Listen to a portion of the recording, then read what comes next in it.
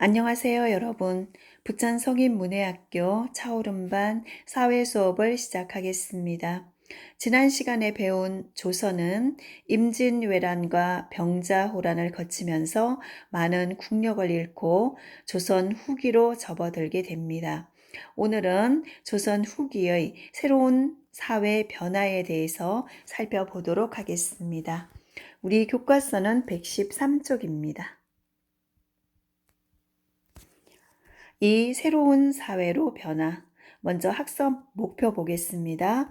1. 조선 후기 사회 변화를 설명할 수 있다.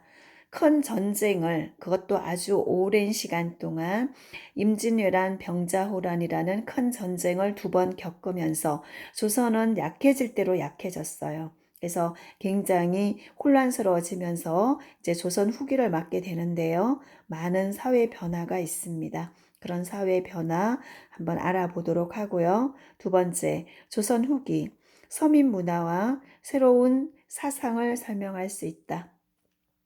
조선 후기에는 농업 생산량이 향상이 되면서 부자인 농민들이 생겨납니다. 그래서 부자인 농민들이 생겨나면서 이 사람들이 이제 문화 생활을 즐기게 되죠. 그래서 서민 문화가 발달을 하게 되고, 그리고 백성들을 위한 새로운 사상이 등장하게 되는데, 이 사상이 실학입니다. 그래서 실제 생활에 도움이 되는 학문이라고 해서 실학이라고 했는데요. 이런 실학에 대해서도 등장 배경과 그 과정을 한번 살펴보도록 하겠습니다. 밑에 그림에 보면 조선시대 백성들이 살아가는 생활하는 모습이죠. 자리 짜는 모습이에요. 물레도 보이고, 우리 어릴 때는 여기서는 자리 짝인데요. 어릴 때 가만히도 이렇게 짰던 것 같아요. 여러분 이 그림을 보시면서 어떤 느낌이 드나요? 백성들의 생활하는 모습을 그린 그림을 풍속화라고 하는데, 이 당시 풍속화가가 김홍도와 신윤복이라는 사람이 있었습니다. 여기서는 김홍도의 자리짝이죠. 자리를 짜는 모습. 조선 후기 화가 김홍도의 자리짝이 풍속화를 보고 느낌을 이야기해 볼까요? 여러분 어떤 느낌이 드시나요? 그 다음 조선 후기의 사회 변화입니다. 전쟁을 겪으면서 임진왜란 병자호란이라는 긴 전쟁을 겪으면서 백성들의 생활은 어려워질 대로 어려워졌어요. 그러나 신하들은 서로 권력 다툼을 하느라고 여전히 대립하고 싸우고 있었습니다. 이런 시기에 영조, 정조 임금이 있었는데, 영조는 할아버지, 정조는 손주였어요. 이 사이에 영조의 아들, 그리고 정조의 아버지인 사도세자가 있었죠. 그런데 사도세자는 불행하게도 정쟁에 휘말려서 아버지인 영조에 의해서 그 쌀을 담아놓는 뒤주 있죠. 쌀 뒤주에 사도세자를 아버지가 가두는 그런 사건이 벌어집니다. 그래서 결국은 사도세자는 뒤주에 갇혀서 죽게 되죠. 그래서 영조가 사도세자에게는 그렇게 했지만 손자인 영조한테는 아주 많은 미안한 마음을 갖고 있었다고 합니다. 그래서 영조와 정조는 왕위를 손주인 정조한테 물려주죠, 영조가. 그래서 영정조 시대라고도 해요. 영조와 정조는 이를 해결하기 위해서 탕평책을 실시했다 그랬는데, 탕평책은 네 편 내 편 없이, 편가르기 없이 관리를 골고루 등용했다고 합니다. 그런 제도를 탕평책이라고 했어요. 그래서 관리를 골고루 등용했다. 또한 민생 안정을 위해서 백성들이 살기가 너무 어려웠겠죠. 그래서 세금을 줄여주는 그런 정책을 썼고, 그 다음에 규장각이라는 것을 설치를 해서 젊은 학자들이 나란 일도 하고 여러 학문도 연구할 수 있게 해서 하기 위해서 연구하게 하도록 하기 위해서 규장각을 설치했습니다. 세종대왕이 집현전이라는 것을 설치해서 한글을 만들고 과학기구를 만들고 젊은 학자들이 공부할 수 있게 했던 그런 게 집현전이었다면 후기에는 규장각이 있었겠죠. 그리고 조선 후기에는 모내기법을 이용했는데요. 우리 모내기를 할 때 모판에서 모를 키워가지고 봄이 되면 논에다가 옮겨 심죠. 이게 모내기법이에요. 근데 이 모내기법이 없을 때는 그냥 씨앗을 바로 논에 뿌렸다고 합니다. 그런데 그렇게 하는 것보다 모내기법으로 하면 쌀 생산량이 훨씬 많아진대요. 그래서 조선 후기에 모내기법을 이용해서 농업 생산량이 크게 향상되었어요.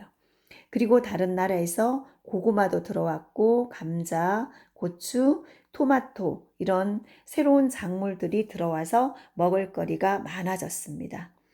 그러나 대부분의 농민은 양반의 땅을 빌려서 농사를 지었어요. 그러면 땅을 빌려서 농사를 지면 농사 다 짓고 난 다음에 양반한테 무엇을 줘야 되나요? 소작료를 줘야 되죠. 그리고 나라에는 또 세금을 내야 돼요. 그래서 농민들은 아직도 힘들었습니다. 소작료도 줘야 하고 세금도 내야 하고. 그 다음 사회 경제적 모순을 해결하고 백성들의 생활을 안정시키는 방법을 찾기 위한 새로운 학문적인 사상이 생겨났는데 백성들의 생활을 안정시키는 방법이죠. 그래서 백성들의 실제 생활에 도움이 되는 사상, 학문이라고 할 수 있는데요. 이것을 실학이라고 합니다. 실제 생활에 도움이 되는 학문이다. 이것을 실학이라고 하고 실학을 연구한 학자들이 등장을 하는데요. 이이, 박지원, 정약용 이런 분들은 실학자들입니다. 그래서 농업의 발전, 그 다음에 상공업의 발전을 꾀해서 민생 안정과 나라의 힘을 기르고자 노력했던 실학자들이죠. 이 중에서 정약용은 조금 더 올려서 보겠습니다. 네, 실학자인 정약용은 거중기를 만들었어요. 거중기를 고안해서 과학적인 방법으로 수원에 가면 화성있죠. 화성을 쌌는데 정약용이 화성을 쌌는데 이 거중기를 이용했습니다. 그래서 거중기를 이용해서 화성을 축조했다. 그래서 백성들의 노동을 줄일 수 있었고 일의 효율성을 높였다. 오른쪽에 그림에 보면 거중기인데 위에 도르래가 달렸죠. 그래서 무거운 돌 같은 거를 높은 곳까지 올릴 수 있는 기구예요. 그러면 사람이 다 손으로 하던 거를 이런 기구를 이용하면 훨씬 편했겠죠. 그래서 백성들의 노동을 줄일 수 있었다. 거중기 기억하시고 그 다음에 조선 후기로 가면 농업 생산량이나 여러 가지 실학의 영향으로 상업도 발달을 해서 일반 백성들도 경제적인 여유가 생깁니다. 그러다 보니 경제적인 이제 부자인 사람이 생겨나요. 일반 백성도 부자가 생겨나요. 그러다 보니 문화생활을 즐기고 싶어 하겠죠. 그래서 조선 후기에는 서민 문화가 발달을 하고 그리고 새로운 사상도 등장을 합니다. 조선 후기 생산력이 높아지고 경제적으로 여유가 생겨서 양반뿐만 아니라 일반 백성들도 문화활동이 활발해졌다. 문화활동이 활발해짐에 따라 서민 문화가 발달했습니다. 서민들은 주로 풍속화 또는 서민들의 그림을 민화라고 해요. 민화, 한글로 된 소설, 탈춤놀이, 그리고 판소리 등으로 자신의 생각과 생활 모습을 표현하는 이런 문화를 즐기게 되었죠. 밑에 보니까 풍속 화가인 신윤복이 단오풍정에서 단오날 있는 모습을 그림으로 그렸어요.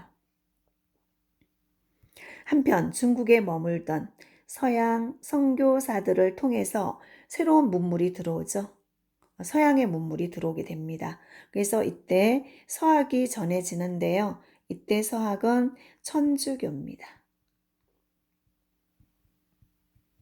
처음에는 종교로 들어온 게 아니라 학문으로 들어왔어요. 서학이라는. 그러니까 천주교 교리 같은 거죠. 학문으로서 들어왔는데 서학이 전해지는데 서학은 천주교를 서양 학문이라고 불렀던 것인데 나중에는 종교로 전파되기 시작했다.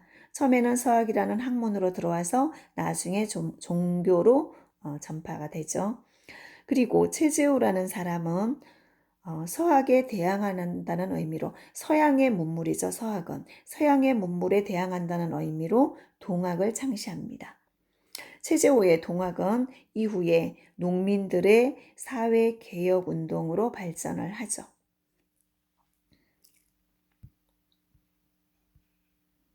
그러면 생각 따지기 문제를 통해서 지금까지 배운 내용을 정리해 보겠습니다. 1번 보기에서 알맞은 낱말을 골라 괄호 안에 써봅시다. 실학, 동학, 탕평책이 있어요. 1번 영조, 정조 때 관리를 골고루 등용한 정책, 탕평책이죠.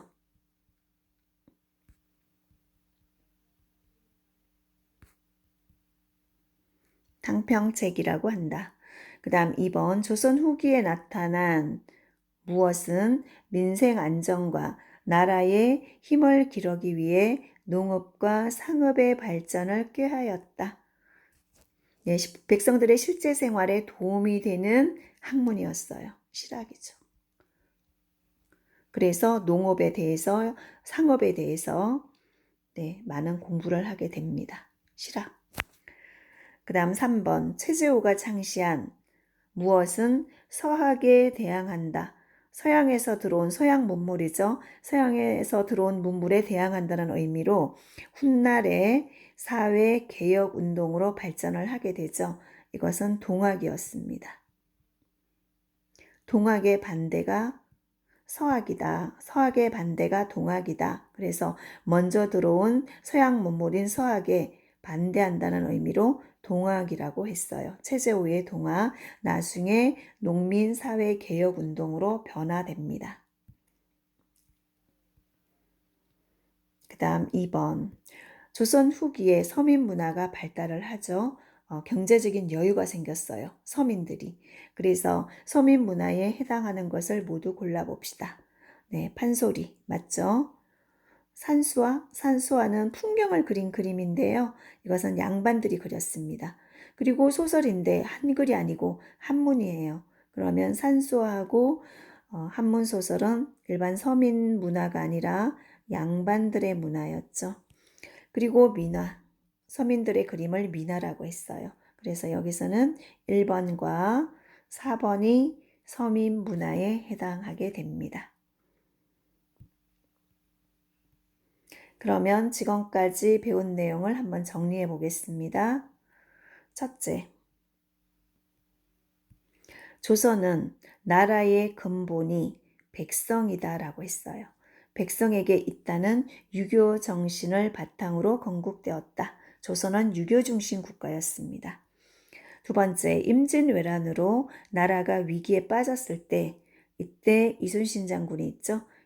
이순신 장군 그리고 관군, 나라의 군인들을 관군이라고 했고 원래 군인이 아닌데 나라가 위급한 상황이 됐을 때 나라를 위해서 싸우기 위해 나타난 사람들이 의병이죠. 그래서 원래는 군인이 아니지만 나라를 지키기 위해서 싸웠습니다. 의병 등 온 백성이 힘을 합쳐 헤쳐나갔다. 그 다음 3번 나라 이름을 청으로 바꾼 후금이 나라 이름을 청으로 바꿨어요. 후금은 원래 고려 때부터 있던 여진족이죠. 여진족이 커서 후금이 됐다가 나라 이름을 청으로 바꿔서 군신관계를 요구해요. 평등한 형제의 관계가 아니라 여진은 임금이고 우리는 신하다. 이런 군신관계, 복종의 관계를 요구를 하죠. 군신관계를 요구하며 조선에 침략해 왔는데 이 전쟁을 병자호란이라고 한다. 아주 오랫동안 조선이 고생을 했습니다. 그 다음에 4. 영조, 정조를 합쳐서 영정조라고 합니다. 할아버지인 영조, 손자인 정조 때는 관직의 관리를 골고루 등용하여 정치적인 갈등을 없애고자, 정치적인 갈등을 없애기 위해서 이렇게 편가르지 않고 편가르기 하지 않고 골고루 인재를 등용했습니다. 이 정책을 탕평책이라고 했었죠. 여러분 탕평책 꼭 기억하시기 바랍니다.